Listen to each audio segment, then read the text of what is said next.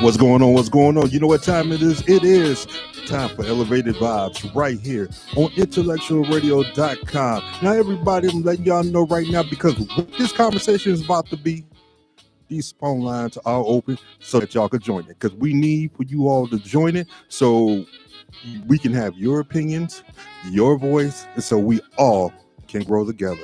Now, you know, hey, it's me, your boy Abdul Rashid, right along with the boss man. What up? What up? Happy Independence Day, or what? You know, I don't even know what to call it. Happy July 4th. Well, I think we need to take away that independence. There's so much stuff going on, and you know, I think people are enjoying their independence a little bit too much, including our Supreme Court. But that's another story. But you know what? With everything that is going on, I think Malcolm X said it best. The chickens are coming home to roost. Now, watch out. Now, that got somebody in trouble the last time. You know, I watched the movie that when he said that.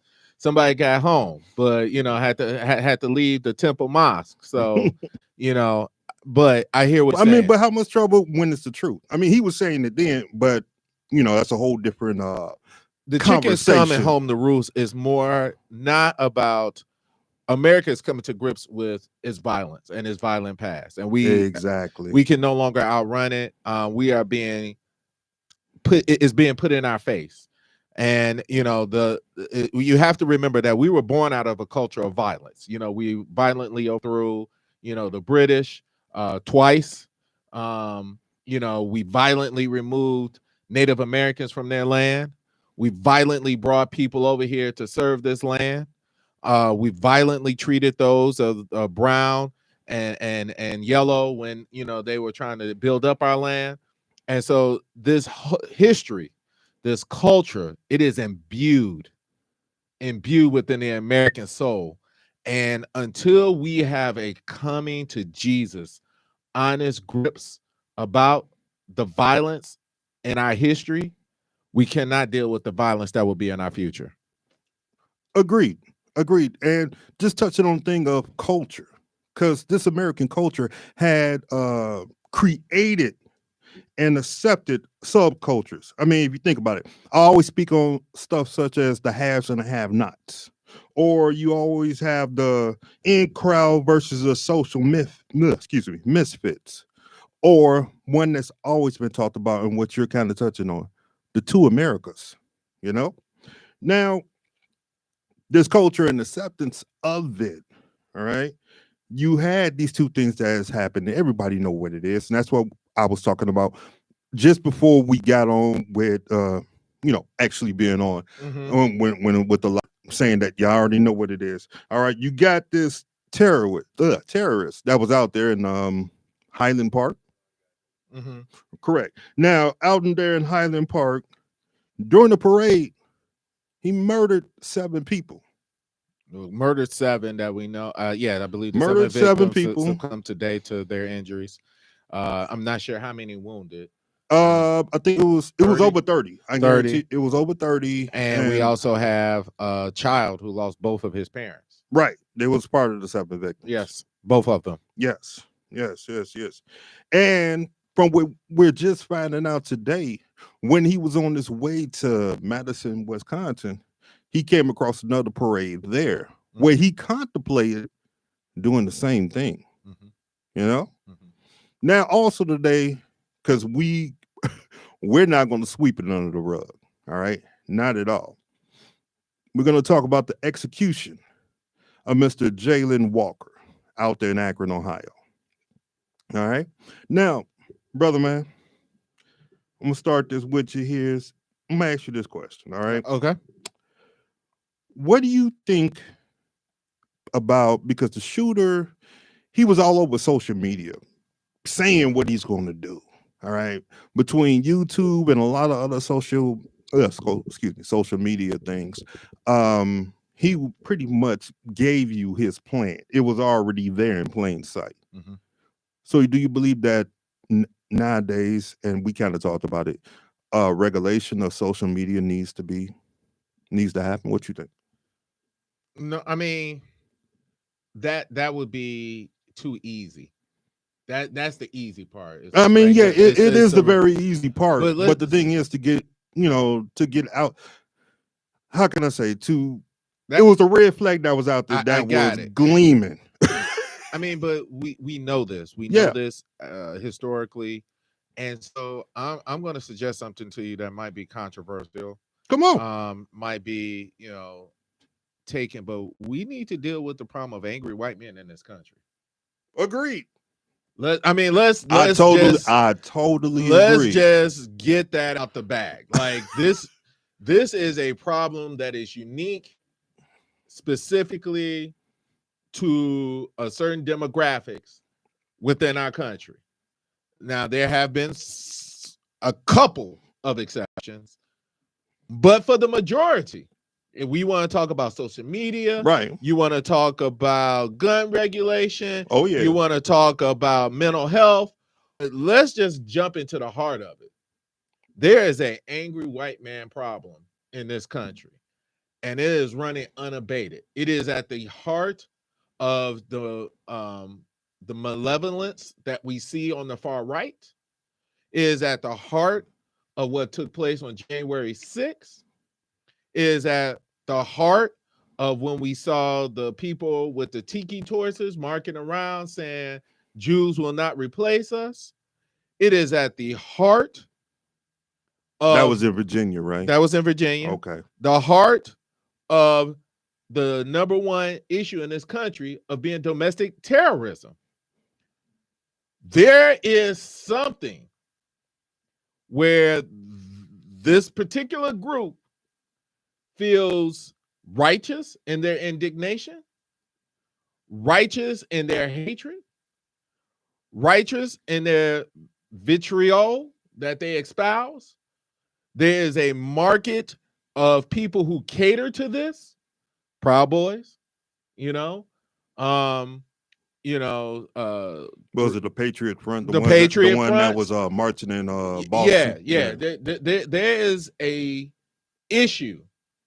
And until we are willing to call it out and deal with it, we will continue to sugarcoat what is going on. If there is a mental illness that exists, it is unique to them. And I'm not trying to separate, so don't come up here with the hate mail and stuff. But when we notice a key aspect among all of these shooters, there is something that is going on. Now, I have a theory about it, and we'll get into it later. Well, I mean, you already touched on this, so I do want to hear your theory. But come on, finish what you're saying, though.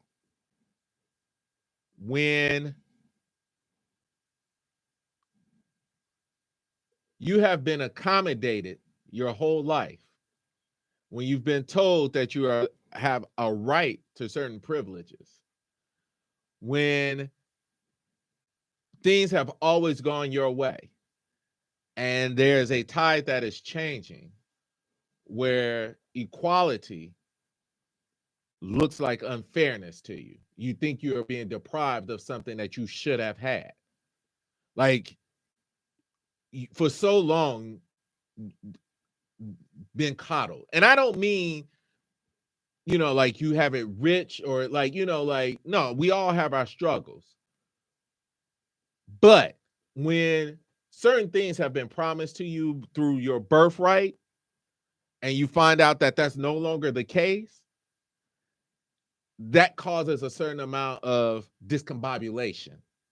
When you see that other people who you perceive as lesser than, or you have been told are lesser than, are accomplishing what you should have based on your birthright, not because of any work, but just because of who you are, not what you are, but because of who you are. Now, I see kind of where you're going, and I'm gonna let you go some more, but a lot of your right is going to say now you're starting to show socialistic views. It's not, no, they're going to call it reverse racism. I know what they're going to say is reverse. But when you have been told that, and you have been promised that, and when it's no longer coming to fruition, now you got problems, and that causes a certain amount of anger and resentment, because now you see other people on the come up. Now, never mind you that the axiom is as true as it was then as it is then now. You have to work twice as hard to get half of what they got. But when the whole world ain't got half of nothing, then and then you see they coming for your half. Right. now you have some amount of vitriol. Now you have a certain amount of, oh, that should be me, or they're replacing me, or that there's some left-wing conspiracy to the fact that, you know, someone is taking away something from you that you should have had. And so until we address that, there will be more mass shootings. You know, this guy in Highland Park, come on now. As soon as we saw it, we knew.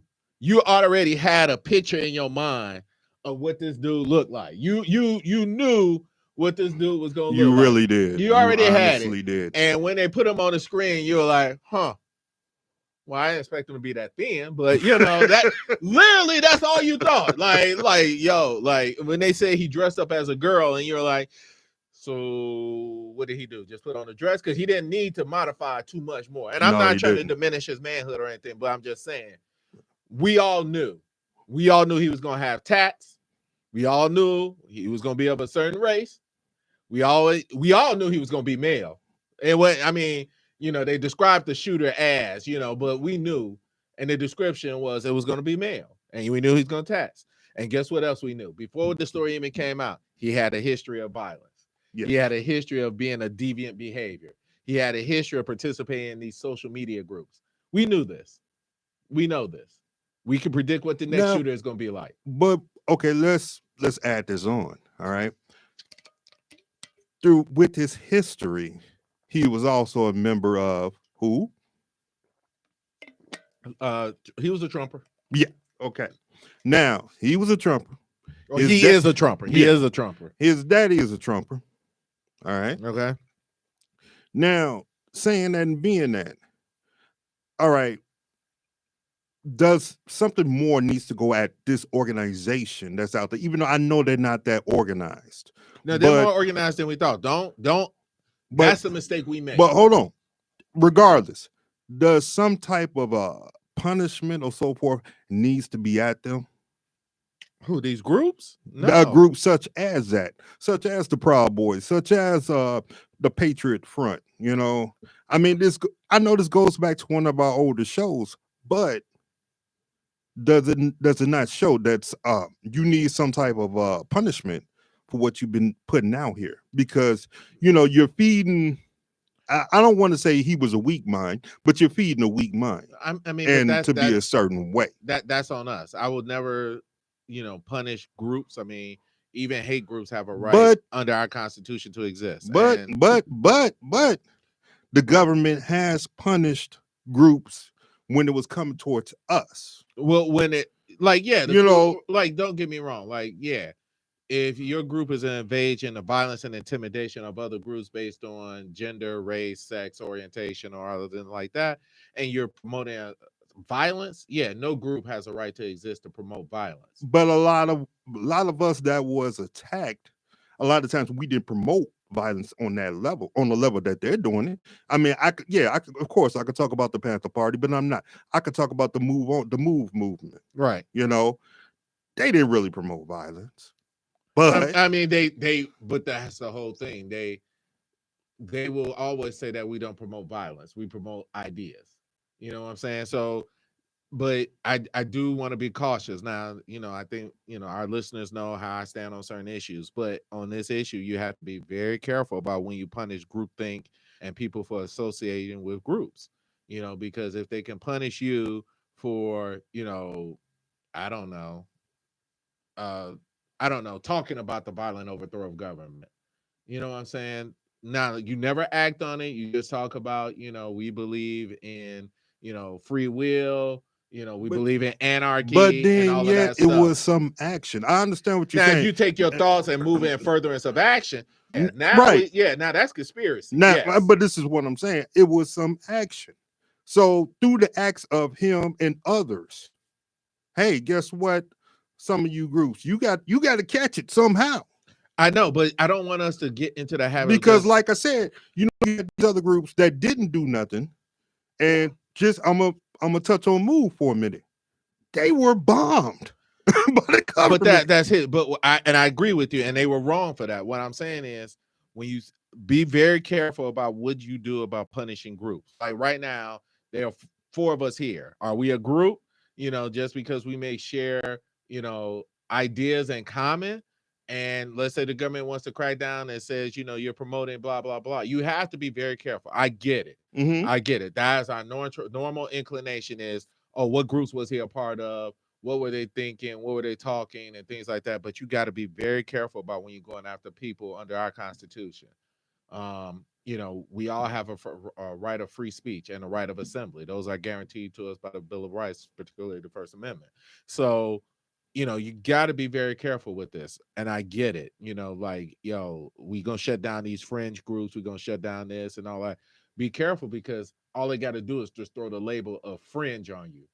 And now you're a target of the government. So I want to be very careful about that. What I do want to talk about is, when we're talking about the violent overthrow or, promoting violence, another group because of their sexual orientation, their race, their religion, and things like that. Yeah, those groups. And if you're promoting violence against them, then the problem I'm having is that how much longer are we going to keep taking that this is the lone shooter? Because Uvalde wasn't a lone shooter. The one before, the guy in Buffalo was a lone shooter. This guy was a lone shooter. Going back to, Columbine, they were lone shooters, what we call the lone wolf. At some time, at what point does the wolf become a pack? Because eventually that's how they run. That's how they run. So at what point do we start questioning that there's a systematic mentality that exudes through all of these common denominators and shootings? And we just don't want to call it out. We don't want to call it out. Because then we get into this, mentality of black on black crime. Well, what is this? What is this? White on white crime, or is this the lone wolf? You know what I'm saying? So we gotta start taking a look at this for what it is and get to the heart of the matter. We have a problem with angry white males in this country. Not all of them, but there is a certain demographics, young, it's not the older white guys, it's the younger white guys. What is happening to them? Why do they feel so disenfranchised? Why do they feel that anger and violence is their only resort? You know what I'm saying? And I'm not trying to make excuses. And I know, there are people out there listening. It's like, oh, they don't know, blah, blah, blah. And, I get that. The best thing to be in this country is a white male. You know what I'm saying? But it's just like when your kid comes to you and says, Dad, I'm having love problems. All of a sudden, you don't know what love problems are. Let me tell you about love. Your problems are your problems. And until we fail to address them at whatever level you are, we will continue to see those issues that we are having. So we do have to find a way to engage people. And when I say, and I'm talking about young, angry white men, and figure out what touches goes on what I was saying about the American culture feeding into these subcultures. All right. And you're right. We do need to attack that. We do need to put everything on the same level so we can understand each other. Because just, I think one of them I was saying the social misfits versus the in crowd. Yeah, you got to put them on the same level so they can understand it. That is so very true. I just don't understand though, I wasn't part of the in crowd or all of that, but the last thought I had on my mind was I'm gonna go somewhere and shoot. Right. Exactly. The last thought on my mind when you're going through something like that is I want to shoot. I want to get away from you. I never had thought of violence. There's something uniquely, I don't know, something about this. I don't know. I just don't understand this need. For 10%, for 90% of the high school population, high school was rough for 90% of us. Yes. 10% was popular. The rest of us were 90%. Okay, I'm gonna break it down. 10% was popular.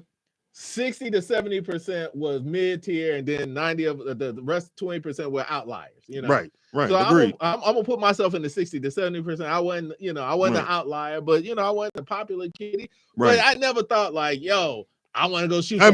You had no intention of it. That thought never intended in my mind. It was more like I can't stand them. Right. But I never thought you know what? Let me go shoot them. And so I don't understand what has happened in our country where we feel like the need to punish the popular kids, or it's like yo, like that's just high school from time immortal. There's gonna be the popular kids and whatever. So I'm just saying, and I'm gonna touch back on the shooter. So some of his ways, do you feel that his parents should be done like the Crumblies? You remember the Crumblies? Those were the ones out in Detroit who they're facing prosecution for what their son did.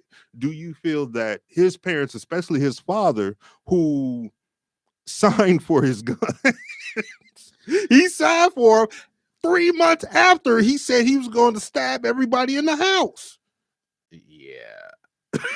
I mean, so I know we were having a discussion before the show on whether or not parents should be held liable for the actions of their kids. And with that situation, with that unique to only this, I'm not going to say for every situation should parents be held, but if your kid going around and your kids, like you got to know your kid, like, if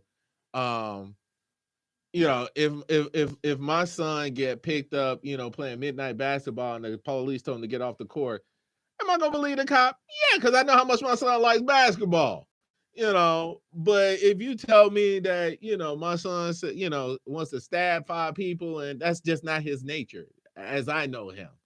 But if you got proof that your kid said, yeah, I'm going to stab somebody and he got a bunch of knives and swords and katanas in his room, like, yo, first thing that's going is Netflix because you're watching too many martial arts flicks. I don't know what's got in your mind. So yeah. First of all, why you got all these knives and stuff? Who you plan on? No. I got to sleep comfortably in my home. So that's one. 2, the last thing, if your child has a penchant for violence or is that eyeball or feeling suicidal or whatever, no, that's not the time to go buy your kid a weapon. At least not 3 of them. 2 of them. How many did he get? 2 or 3? Well, I know in total he had 5. 2 rifles, 3 pistols. So, and he's 22. I'm just not. That's not a weapon. That's not something I'm gonna give to my kid as a birthday gift, ever. Like, like that's something you pass down. That's something. If we go into the range, you're gonna rent something, but to buy you your own weapon, nah. That's not. I never say never, but on this side of the sun, nah. I don't see that happening. I mean, what's your feelings about it? Okay, well, I do feel that with that situation, the parents need to be in the cell right next to them. And life is life. It is what it is. You know what I'm saying? Now, for other situations, it rides with different situations. All right. Now, I agree with you on the fact that you know your kids. All right. It's certain things that I know I would not, how can I say, I would not give to my sons, or even if I had it, I would not let them know so that they have access to it. All right. I don't even like my kids taking dishes to their room. So fair enough. They never come back. So fair enough. I don't see going to purchase an AR-15 right or a handgun, especially for given the young age, and we still know, like, I know, like, I don't want to call it, like, there's I wouldn't buy my sons a certain type of car. Mm-hmm. Like, you're not getting a Dodge Charger. Between 18 and 25, no, you're not getting a Dodge Charger. That's the last thing 18 25 needs. You ain't getting you're not getting a high brand muscle car, right? That's black, and no, you getting a Honda Civic, a Toyota Corolla, something to get you back and forth, something that's safe, Saturn View. I'm just saying, you just because giving your age, and I get it, we say that 18-year-olds are adults, but they're really not. Like, you're still making choices. I just find it miraculous that at the magical age of 18, we say you're an adult and we force you to take out these, choices and loans and all of this stuff with the mindset of an adult when you don't have that mindset yet. Right. So, but no, at 18 to 20, and that's why I think the gun bill didn't go far enough. Like, why? Only time an 18-year-old should have a rifle is if he's in the military. Agreed. Period. Let's touch on that. Uh-oh. Oh, yeah. Now, all right. 1, the NRA. I'm not their fan. personally, in my eyes, they should be disbanded completely. There you go with this group attack again. How Hey, you get to pick and choose what groups? It is what it is. I'm gonna tell you straight up. Okay. Now, I can understand the need of a weapon to protect yourself. Mm-hmm. I do. Now, the semi-automatic weapons. Well, they all semi-automatic weapons, unless it's a revolver. Agreed, but to the level of the AR and a few others. Okay. All right. Nomenclature matters, my friend. So agree. Fair enough. Fair enough. Should there be a ban?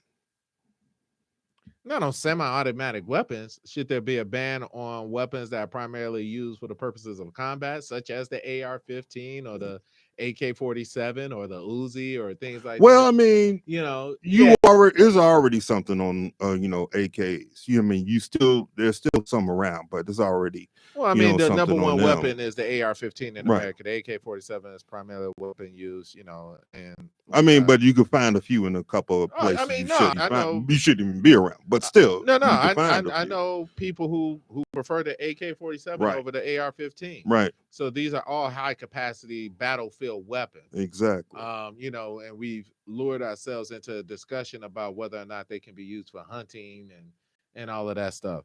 Do I support a ban on weapons such as the AR-15? Well, at least a look at no more production of them at this point. I mean, I don't know. I mean, and I'll tell you why I don't know. Come on. Because, as someone, I'm a Second Amendment guy and things like that. And, I look at it as from a defense purpose. And this is gonna sound backwards. I mean, you have to defend yourself, so I understand. It's that not point, about go that. ahead. Should there be a ban? I'll say honestly, I don't know. Yes, realistically, honestly, no, because, and I'm gonna tell you why. Go ahead. And for the same problem that we talked about is being a problem in this country, if they got theirs, I want mine. And that's the simple fact of the nature. I don't want to be without. So should there be a ban? Yep. Realistically, nope. Okay. You know what I'm saying? Like, Fair enough. We can't put what's the saying? You can't put the cart back in the barn, or you can't put the horse or whatever. Yeah. We passed that point. Okay. We passed that point. All There's right. way too many of them out there, and the fact that they got theirs, I may want access to mine. So nah. Okay. I know that's selfish. I know that does not follow. But it's all an understandable thing for how the society set up today. It really is. It's understandable. Like, and I never know, like, it's not something, that, people walk around with, at least not in Illinois, now in Texas. Who knows? Some of these open carry states, I don't know what their rules are, but if the open carry is, I can sling my AR-15. Yeah, everybody, and that's, I think literally we at that point, everybody out here need to be armed.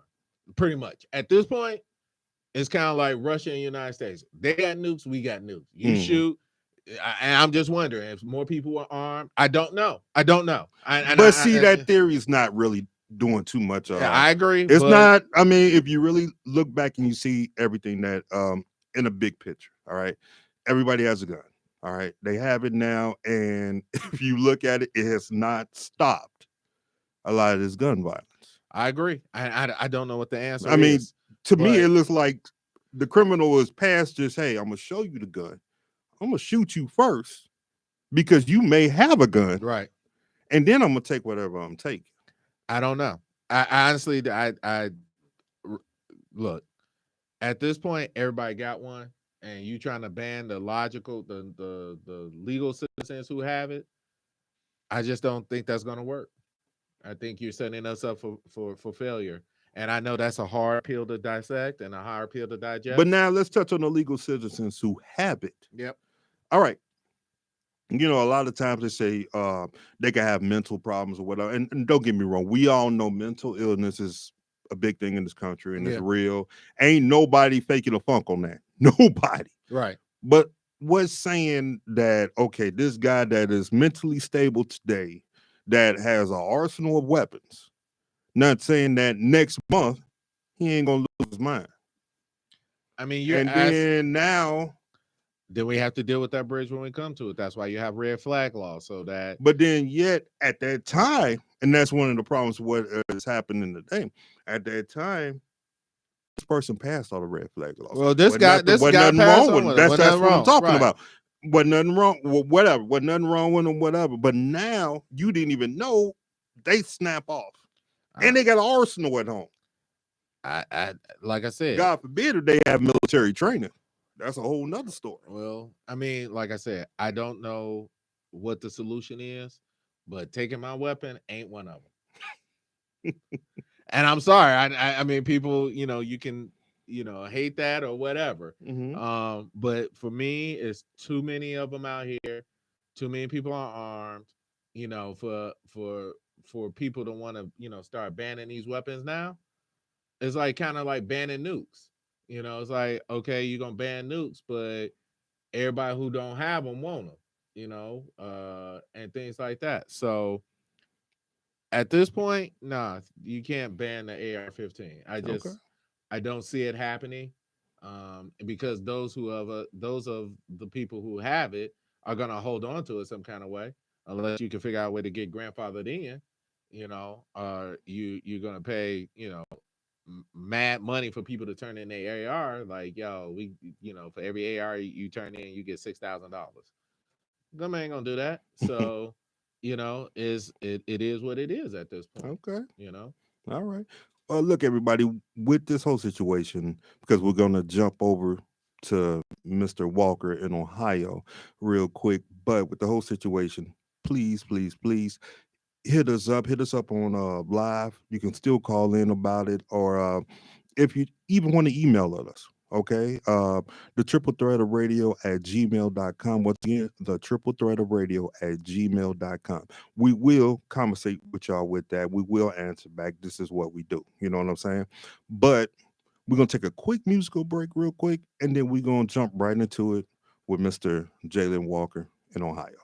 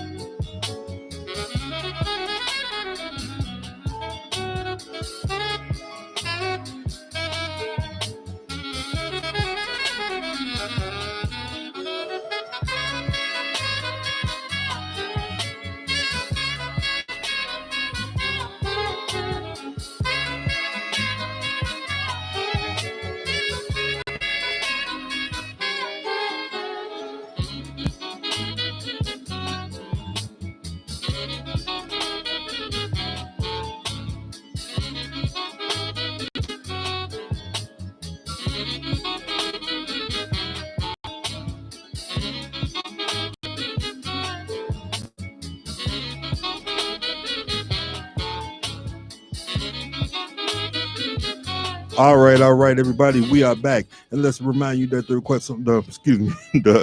conversation is open. 708-223-8953. Once again, that is 708-223-8953. This is Elevated Vibes on IntellectualRadio.com. Now, everybody, we are talking about.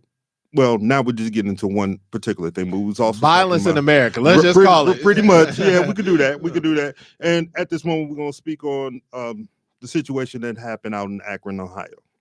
All right. Now, to have y'all catch up on it, on June 27th, about 12:30 a.m., 25-year-old Jalen Walker was, let's keep it real, murdered by 8 police officers who shot him 60 times. Brother, I'm going to let you go into it. I mean, same script, different cast. We literally just sat here 3 weeks ago and said we'll be talking about this story again. And what, 3 weeks, here we are talking about the same story, different cast, same script. So let's just play it out how it's gonna go. There was a shooting involved. The officers fear for their life. We're gonna vilify Mr. Jalen Walker because he had a history of running from the police. He had ran from them the week before. They thought there was a muzzle fire. We're gonna ask for prayer and unity as the state's attorney takes its sweets of time, or some investigative agency, not necessarily the attorney general, whatever the investigative agency takes its thorough time to make sure that we know all the facts. A year from now, approximately, we will hear that they're either going to go to the grand jury or that there's not enough evidence to sustain bringing charges against the 8 officers that were involved. In the meantime, while there's a campaign to vilify Mr. Jalen Walker, we will hear about how he was a father, a brother, a son, and we know he was working for DoorDash at the time, and he was working to support his family. There will be some type of settlement offer. We won't know the nature of that settlement. And then there will be a payout. At which time, either the charges will or be dismissed against the officers involved, and they will promise reform and reformation and promise to do better next time. That's how that story is going to go. The end. Did I miss anything? I'm just tired of the story. Just for the MO of everything, let me fill in the blanks. You pretty much hit it all. Oh, okay. But go ahead, fill in the blanks. This started off as a routine traffic stop, as they all do. Whoa. Now, the reason for that traffic stop was that he had unspecified traffic and equipment violations. Does that not sound like I hate to put it like that, it was driving while black? It was a routine traffic stop. Driving while black? Yeah. Sure. Routine traffic stop. Yeah, go ahead. That escalated because they believed that a weapon was fired from the car, so that took it, to the next step. The man flees from the police, of course, that warrants death. And then they say, show me your hands, or my man turns around and they believe he's armed with a weapon.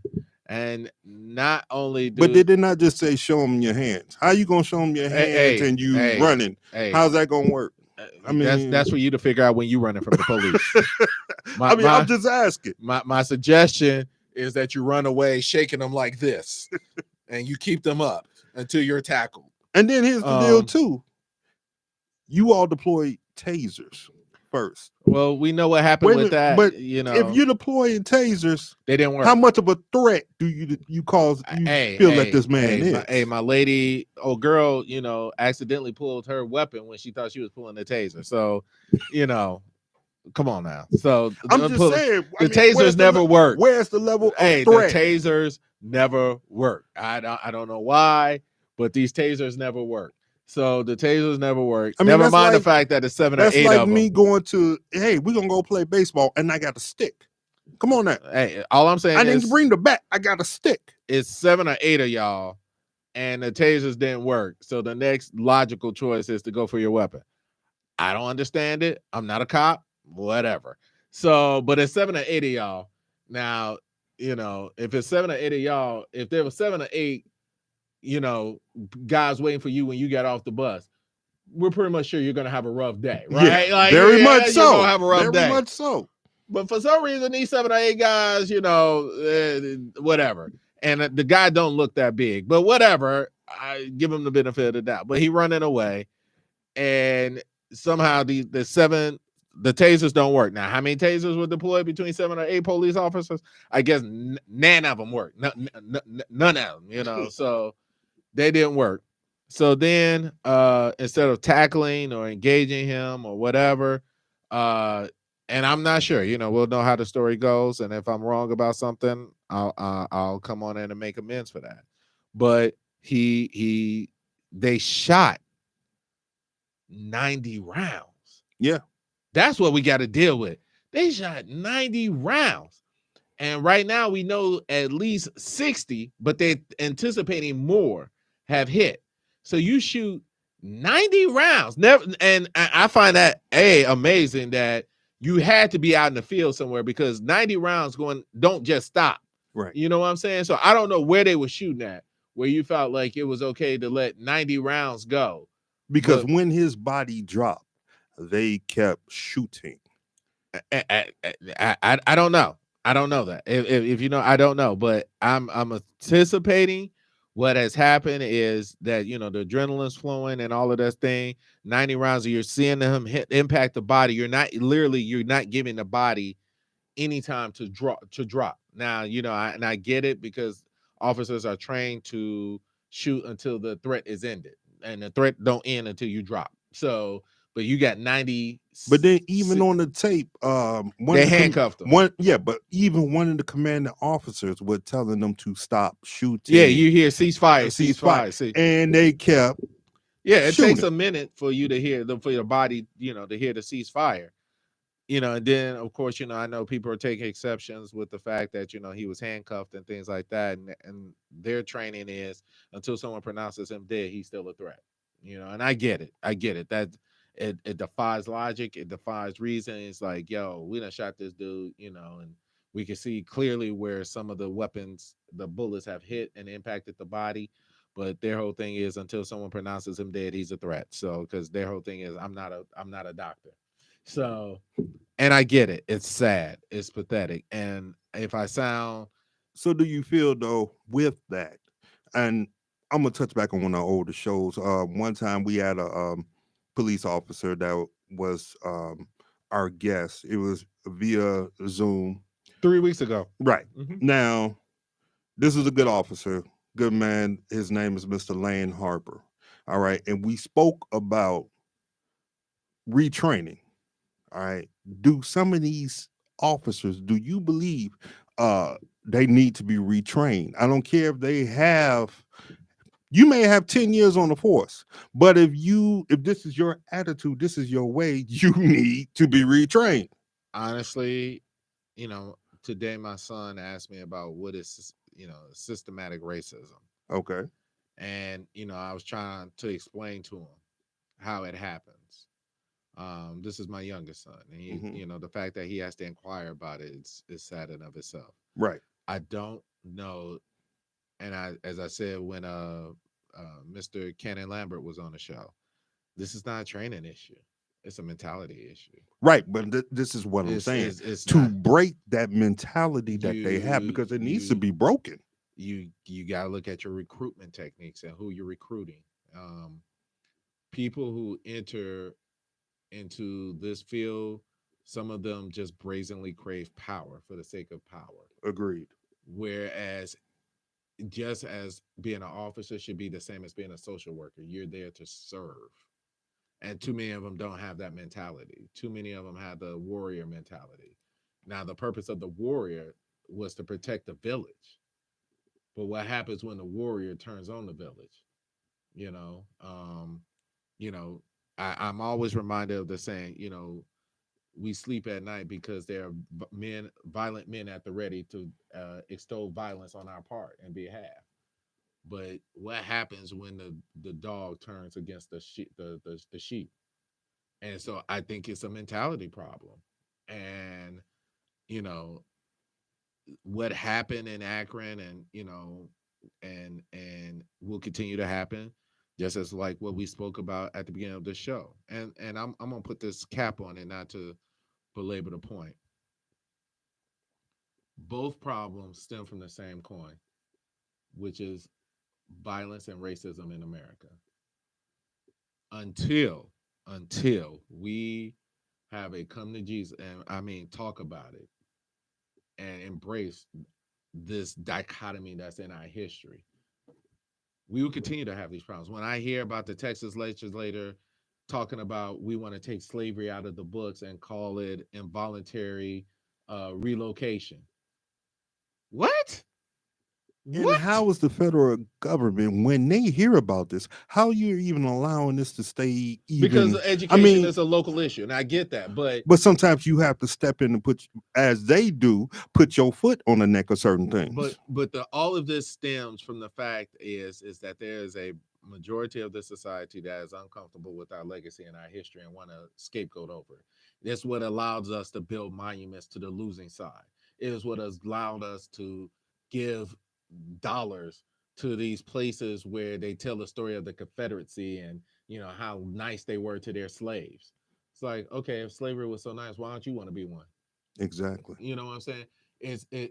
The worst thing we probably did was when we allowed Reconstruction to not go forward. We should have punished the South. We should have extolled it out of our history, like the Republicans, and it was Lincoln who begged them who said, no, we have to be merciful, and maybe that was the mistake. We should have punished them and hung the traitors and all of that stuff. That's a radical look back at history, but we see that legacy because we have not broken that legacy. And so when you talk about violence in America, Americans love their guns because they want to keep a certain class of people in their place. We love our guns more than we love our children. We love our guns because we're afraid that what we have done to others may be perpetuated onto us. And so therefore I have to keep the gun. So until you are willing to say, this is part of our violent past and our violent history, the two are inextricably locked. The racism and the violence that we see perpetuated on Black and brown bodies is the same coin as those white males who believe that they have been denied a certain right or a certain coming uppance under this history in America. They are the same coin. And until we are willing to talk about that and embrace that in a meaningful and constructive way, we will continue to see the violence regardless. And here's the thing about violence. It's like fire. Once you set fire, you can't control what the flame burns. That is true. That is true. But now, as we are even seeing and showing with this, a lot of this is from certain groups and certain states, because you touched on how certain states are. All right. Now, the overall federal government, you have this water hose because you have this power. I'm sorry, but there are levels to all this. You have the city, the states, and federal. Yeah. All right. So you have this power, even though they try not to give it to you, but it's there to put some of this out. No. All right. Because if you look at it, some of that and some of the things that DeSantis is doing down in Florida, as telling the teenagers or whatever what are I'm trying to remember how it goes. He wants to know what are your political thoughts and all that, even with some teachers and as well.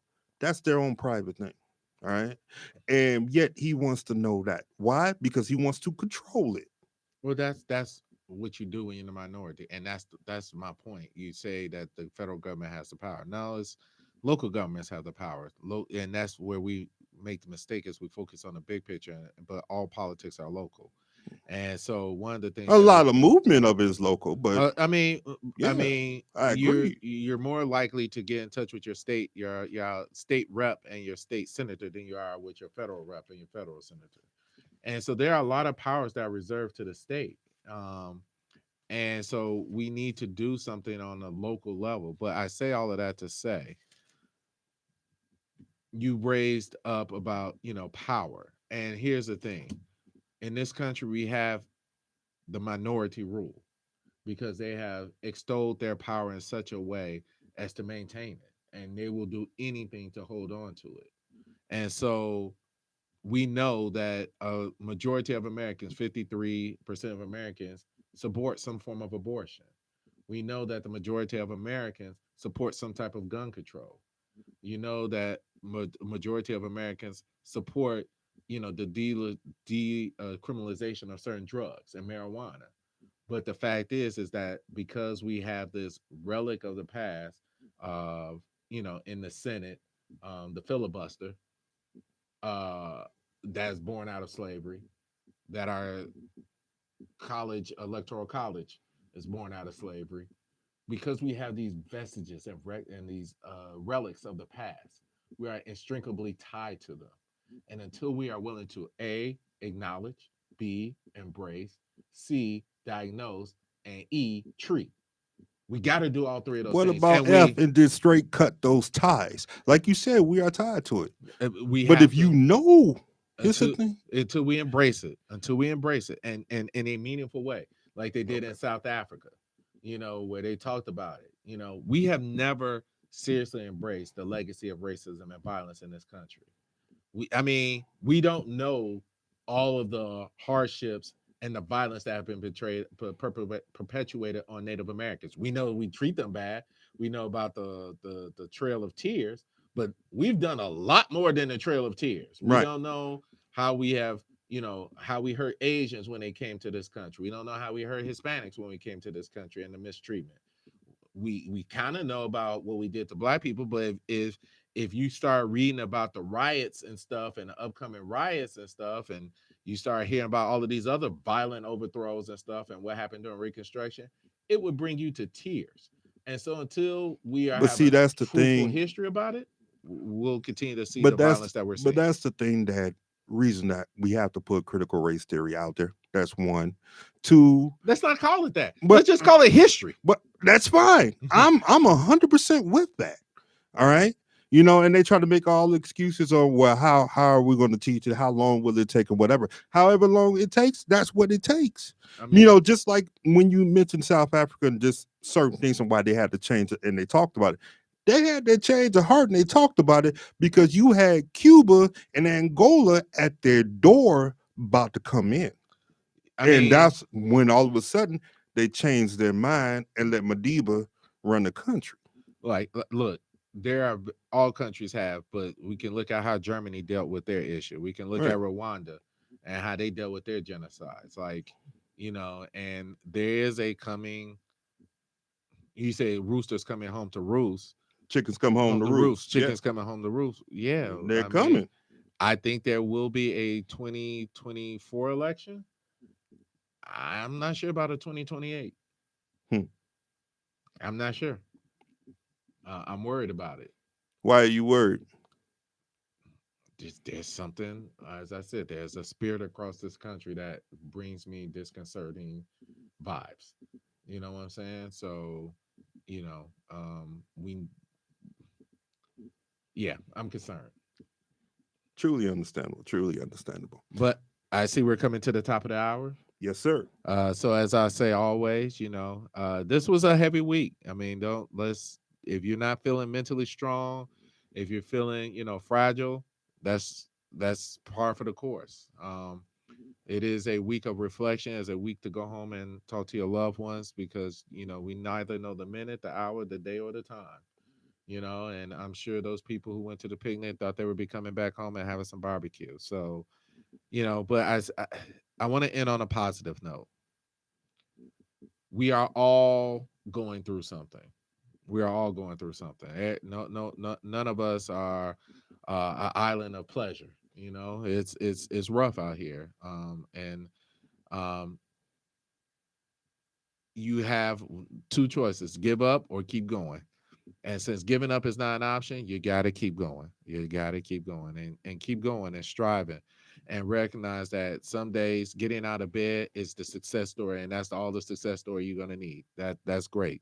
The fact that you put 2 feet on the floor beats 6 feet below. So stay positive as much as you can. I'm saying life's got to be a party or, every day is going to be Fruit Loops and Cheerios. It's not. Some days just getting out of bed is the blessing in and of itself, and you got to recognize it for what it is. But here's what I can tell you. If you're listening to this show and you're standing and you're listening relaxed, you have a 100% survival rate. 100%. Everything that you've been through, and everything you're going to get through. So keep going, keep striving, keep fighting, and most of all, stay elevated. This is Boss Man. Look forward to hearing from you and talking to you next week. All right, real quick. Everybody, we got work to do. Straight up. I mean, if you want to keep seeing And that's a lot of what we're saying. If you want to keep seeing what's going on and so forth, then yeah, turn around, put your head in the sand. Because literally that's what they want you to do. They want you to put your head in the sand. And you see, you see the result of that. And if we want this change, we got to put in this work. All right. So putting the work, if not only, hey, I'm gonna go protest. That's a beautiful thing. You're getting out there, you're marching, but also put the work in where you're not going to support those who support those that will breed Bobby Krim or whatever it is. All right. Or breed the attitudes of certain officers. We have to stop that. So anyway, remember to put in that work. And remember this, as I always say, let's strive not to be famous amongst men, but amongst those of a higher plane. This is Elevated Vibes. We'll catch y'all next week. Peace.